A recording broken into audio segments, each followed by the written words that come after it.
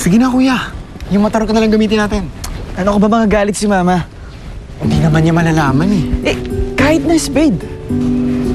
Huwag mo masundin si Mama kahit minsan. Lagi ka nalang baw ng baw eh. May napala ka ba? Wala.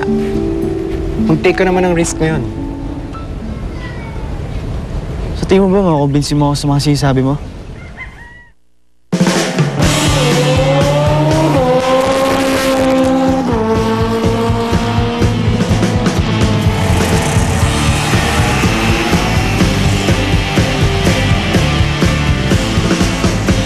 Ate Alice!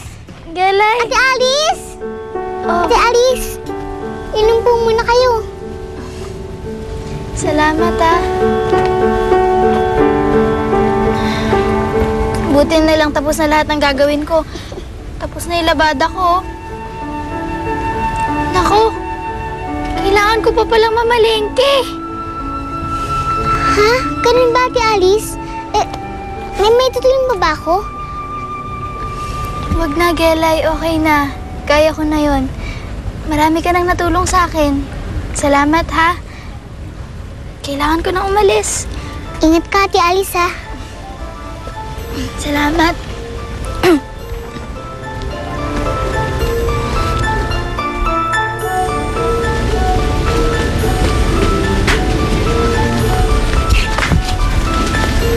Uy, andyan pa ba? Alis na. Alis na. Grabe naman. Ang linis naman maglaban ni Alice.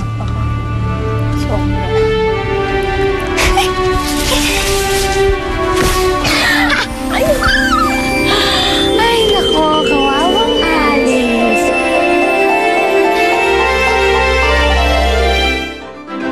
Tatlong talulot na lang natitira sa gumamela ko. Ano na naman kayang ginagawa ng batang yun? Hindi ako maaaring maubusan ng talulot. Nakita mo naman na si Alice, di ba? Yung babaeng may gusto kong Ace.